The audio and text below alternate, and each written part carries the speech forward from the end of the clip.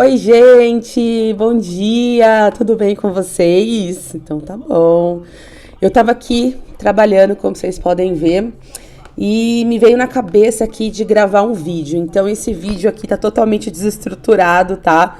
Tô toda zoada, toda largada, mas eu falei, vou fazer um vídeo assim mesmo, que vai ser um vídeo bate-papo mesmo, tá? Um vídeo troca de experiências, conversa entre amigos, tá? E hoje eu queria abordar um tema, né, que eu tenho, infelizmente eu tenho muitos seguidores que passam por isso, que é a ansiedade, né? Além da ansiedade, eu também sou depressiva, né? Então, temos essas duas questões aí que muitas pessoas passam, né? É muito comum, né, você falar assim, ansiedade, né? Mas quando você fala-se de ansiedade, quem nunca teve aquela situação de estar numa entrevista, por exemplo, e aí o entrevistador pergunta, uma qualidade e um defeito. A qualidade a gente encontra fácil. Sou simpática, comunicativa, não sei o quê. Mas quando fala assim defeitos, é difícil, né, a gente apontar um defeito nosso, né? Então, muitas pessoas acabam por colocar a ansiedade como um defeito. Quem nunca, né? Quem nunca fez isso? Eu em várias entrevistas, várias. E na época que eu passei por essas entrevistas, eu não tinha crises de ansiedade. A ansiedade para mim não era uma doença, né?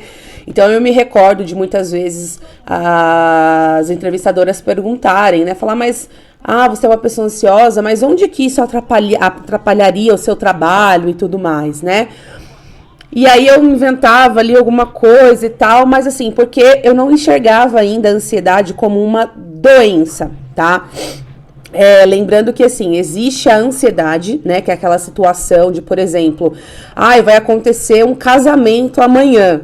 Nossa, estou super ansiosa para chegar a esse casamento. Que delícia, vou viajar daqui uma semana. Nossa, que ansiedade para ir, não sei o quê.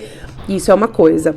Quando a ansiedade começa a ficar excessiva, quando ela começa a atrapalhar a sua vida, isso se torna uma doença, tá? Que aí é o que tanto eu quanto outras pessoas aqui nessa comunidade, na nossa comunidade aqui, Mamãe Avalia, passam, né? De ter a ansiedade como uma doença. E quando isso se torna uma doença, né? Quando você não consegue controlar, você tem insônia, você fica muito eufórica, esperando alguma coisa, desesperadamente, querendo saber o que vai acontecer, alguma coisa, né? E quando você tem essas situações em excesso, tá? Você acaba tendo uma crise de ansiedade. É muito comum você ouvir pessoas falando, eu tive crise de ansiedade, eu tava com crise de ansiedade, ou fulano tem crise de ansiedade. O que é a crise da ansiedade, né? A crise da ansiedade é quando você tem, assim, uma ansiedade tão forte, né? Mas tão forte que você não consegue controlar. E ela vem do nada. Normalmente você não tá ansiosa esperando alguma coisa acontecer, que você tá naquele nível de ansiedade do bem. Ela vem de forma que você nem percebe, né? Então, quando você tem a crise da ansiedade, normalmente ela vem acompanhada de dores no peito, muita insônia, muito medo de morrer. Então, assim, uma outra coisa que a gente precisa entender é que o nosso cérebro e o nosso corpo e o nosso psicológico, eles se conversam muito, né? Então, às vezes, uma dor que é psicológica, né, ela acaba fazendo doer no corpo, tá? Então, por isso que provavelmente se você conhece alguma pessoa ansiosa ou você é uma pessoa ansiosa, você provavelmente já teve, né, palpitação, dor no peito, a sua pressão aumentou, então caiu, você teve muito medo de morrer, enfim. Então, assim, são várias situações que acontecem a crise da ansiedade. Mas, como essas crises, elas não são controláveis, né, que muitas pessoas falam, né, que falta no caso de adolescentes, criança, né, falta de apanhar, não sei o que, bababá, né, falta de vergonha na cara para quem é adulto, é preguiçoso, né, porque uma das coisas que acontecem na crise de ansiedade é você ficar extremamente não depressivo, mas extremamente mole, né? Você não tem vontade de fazer nada, você quer ficar só deitado, chorando, né? Pensando nas coisas, na vida, no que pode acontecer, no que já aconteceu, né? Então você começa a pensar um pouco nisso, por isso que a ansiedade e a depressão, elas estão ali, né? Elas andam juntas, porque normalmente junto com essa moleza, com essa vontade de não fazer nada, acaba vindo também essas crises depressivas, né? De você ficar chorando, pensando no futuro, ou então no passado, relembrando coisas que já foram há 1000 anos, né? Então, assim, como que você identifica, né, que você está tendo agora você, pessoa, né, não um terceiro, né, você que está passando por esse momento.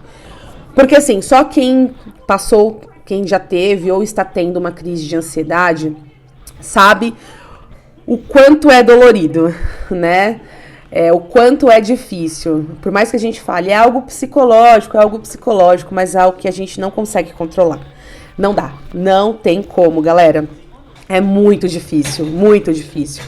Então, o mais importante é como você sabe que você está tendo uma crise de ansiedade e não necessariamente tendo um problema que você vai morrer ou vai passar mal, tá? Basicamente, a grande diferença é que, assim, se você, por exemplo, está... Eu imagino, tá? Que graças a Deus eu nunca passei por isso, mas se você, por exemplo, vai infartar, vai vir normalmente, né, que falam, né, uma dor fulminante no seu peito, que você realmente fica sem reação e você não consegue fazer nada, né, você simplesmente ou desmaia ou, enfim, vai pro hospital. Normalmente, quando você tá com crise de ansiedade, você tem muita dor no peito, é muito comum, não é? Você que tá passando por isso, não é? A gente sempre tem essa dor no peito, a gente sempre acha que a gente vai morrer infartado naquela hora. Mas, como que você pode identificar isso? Se você conseguir respirar, né? Conseguir respirar, por algum momento tentar pensar em alguma outra coisa, comer alguma coisa prazerosa, fazer alguma coisa que você goste, e você perceber que você deu uma esquecidinha ali e passou, automaticamente você não tá infartando, porque quem tá infartando, né, tem que ir pro hospital urgente, ela passa muito mal, ela acaba desmaiando, enfim, então, assim, tem uma sequência aí de sintomas, né, o que normalmente não acontece quando a gente tá tendo a ansiedade, né, ela normalmente, você só fica com aquela dor, com aquele incômodo, é uma sensação, não é uma dor efetivamente, entende o que eu tô falando? Então, assim, no meu caso, né, cada pessoa sente de uma forma, né, gente, claro. É óbvio que se você tá sentindo muita dor no peito, às vezes é importante, por mais que você ache que você tá tendo uma crise de ansiedade, às vezes é importante você ir no hospital, para pelo menos tirar a dúvida, né? Porque pode ser que você realmente esteja infartando. Então a gente não pode esquecer essa situação, né? Que também é uma doença, tá? O máximo que vai acontecer é o médico falar, olha, você tá tendo uma crise de ansiedade, tá tudo bem com você, graças a Deus, né? Mas assim, vai chegando uma hora que, graças a Deus, hoje é o meu caso, tá? Hoje eu consigo, depois de muito tempo de tratamento, né? Acompanhamento psicológico, remédio e tudo mais, hoje eu consigo entender quando eu estou tendo uma crise de ansiedade.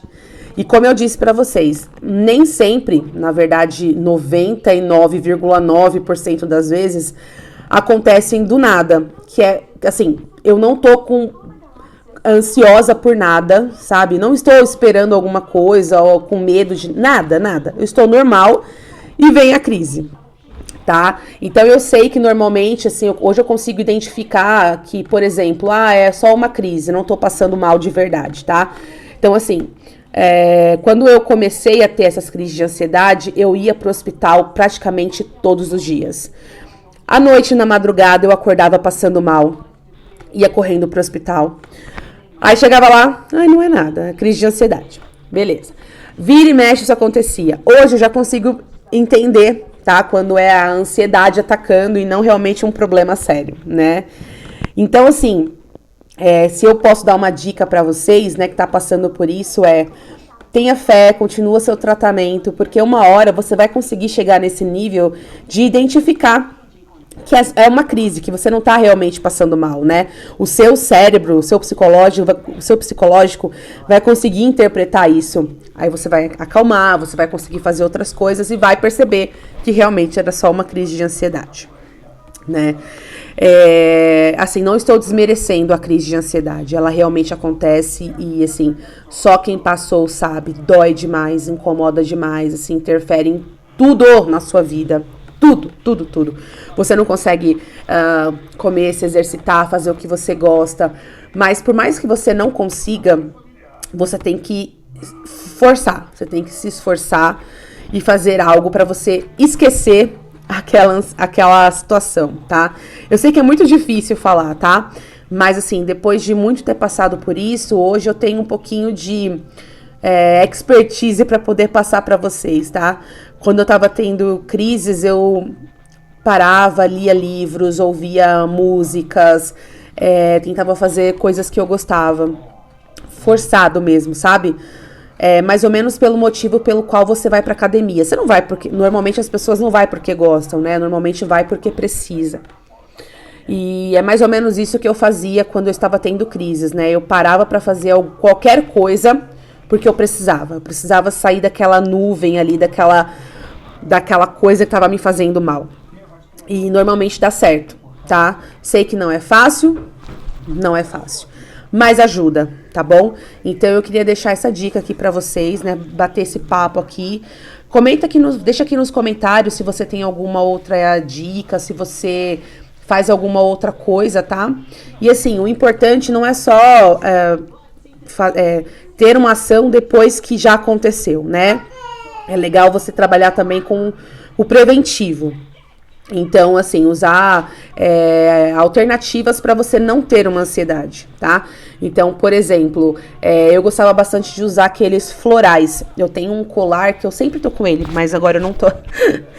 Que ele tem uma esponjinha dentro e aí você pode pingar florais e ficar cheirando ele do dia inteiro. Esses florais, ele acalma, tal, faz você, né, se acalmar durante o dia para você não ter crises de ansiedade.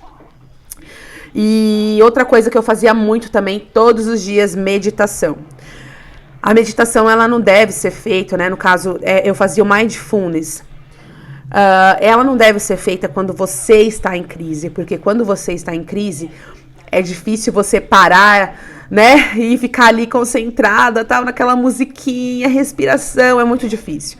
Então, o ideal de você fazer meditação é você ir fazendo todos os dias, de manhã, à noite, sabe? Faz mesmo que você não esteja tendo a crise. Por quê? Porque ela vai ser um preventivo, tá? Por mais que na hora talvez você não sinta, mas ela vai ser preventiva, tá?